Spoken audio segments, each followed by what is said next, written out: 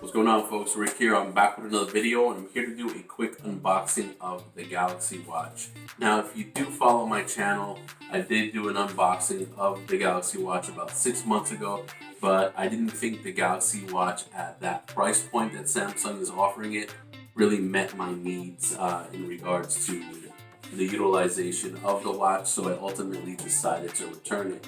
But now, being a part of a gift package or a gift bundle I got from Samsung for the Note 10 Plus, we're going to go ahead and relook at the Galaxy Watch.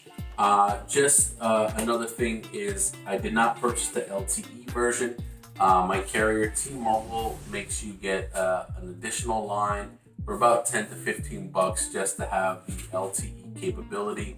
I'm rarely without my phone, and I just didn't find that functionality really needed for me.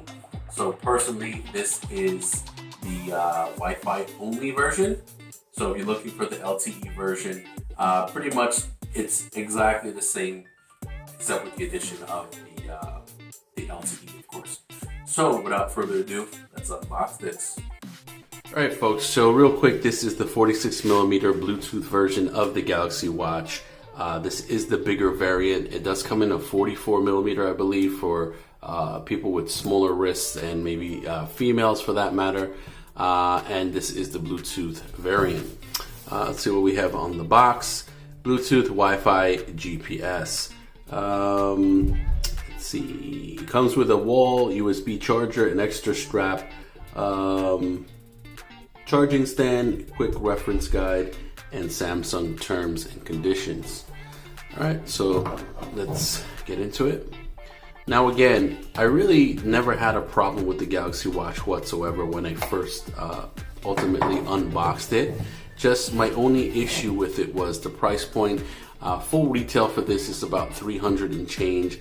I do believe that price will be coming down or has already come down significantly in price, making this a compelling watch. Now, there are some major competitors out there to this, especially the TicWatch, I believe. I think it's called a TicWatch or TacWatch. I do like the fact that it has the double screen. It has like that grayed out kind of always on display screen that doesn't kill your battery. If you're trying to look at the time or whatever the case may be, you don't have to tap on the screen and, you know, obviously waste precious battery life by turning the screen on. And then underneath that, it has that AMOLED screen. So it's definitely a formidable device to compare to the Galaxy Watch.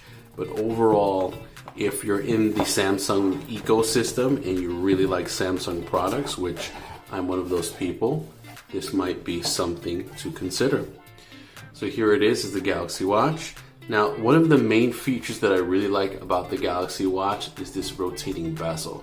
So some of the issues I've always noticed with other watches, because I did purchase the Asus Zen watch, I believe, a long time ago, and I believe a Motorola watch. And, you know, just having to touch the screen to swipe, it does work and it does work well. However, nothing is better or easier than actually having a physical bezel that you could rotate to kind of rotate the icons, and we'll go into that shortly.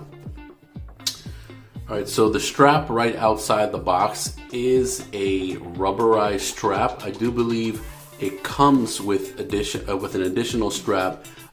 It's very easy to change these straps out, and these are standard sized straps, and there's no, you know, like funny, like, you know, mechanism kind of like the Apple Watch where you can't just use regular watch straps. This will take a regular watch strap. And on the back you have all your sensors, the heart rate sensor and all those other sensors that Samsung's been known for providing with their watches. And then you have these two physical buttons here off to the right side. They are tactile and they have like a ridged feel to it. I don't know if the camera's picking it up.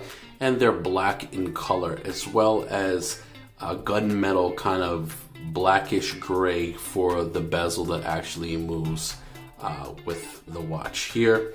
Let's move that to the side for 1 second. Let's see what else we have in here.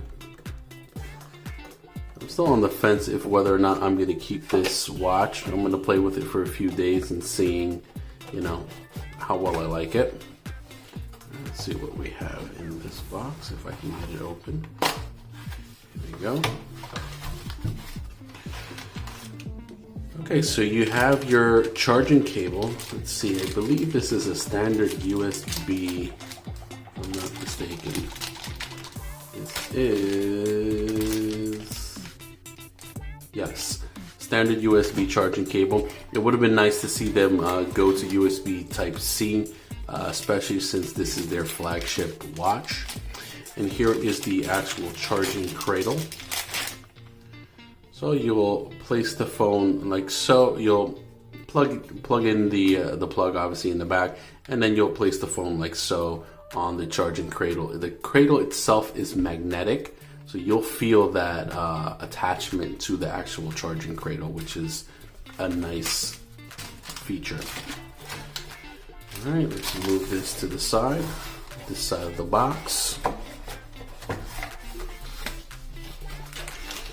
And you have your standard Samsung charging brick. Wow, that's really stuck on there. Standard Samsung charging brick.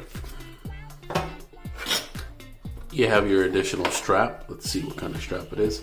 Again, this strap is an additional rubberized strap. If you do want to go for leather or steel, they do have options online. I do believe on Amazon, I purchased a fairly cheap steel wristband because I kind of like the look of a steel wristband as opposed to the rubber wristband. I thought it made it look a lot more premium. And then other than that, you have a quick start guide that I won't waste your time going through. All right, so let's power this on for the first time. Okay, take this off this charging dock. Okay, and then also let's go through a quick hardware tour before I power it on. So over here you can see there's a speaker, so it does have the ability, you know, to be used as a loudspeaker. About how loud this actual watch goes, I'm not sure. I don't remember from my initial unboxing. And again, to the right side you have your two buttons over here, and on the back you have the heart rate sensor and all those other sensors. So now, one thing that Samsung is pushing a lot is health in regards to these watches. I know they have a Galaxy Watch Active that's a little bit cheaper, and they do have a digital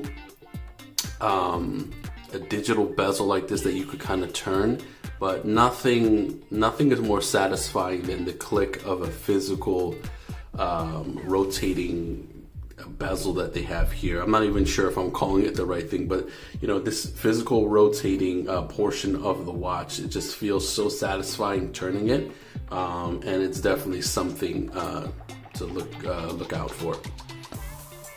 Let's try to power it on.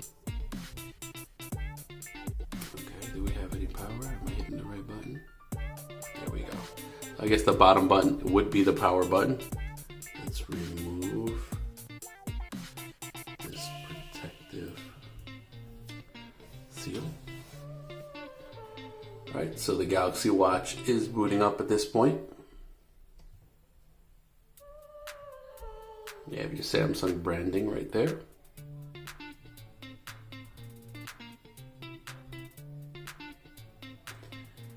So again, in regards to processing power, this is not going to have the same speed and processing power as you would expect from a Galaxy S10 or a Note device.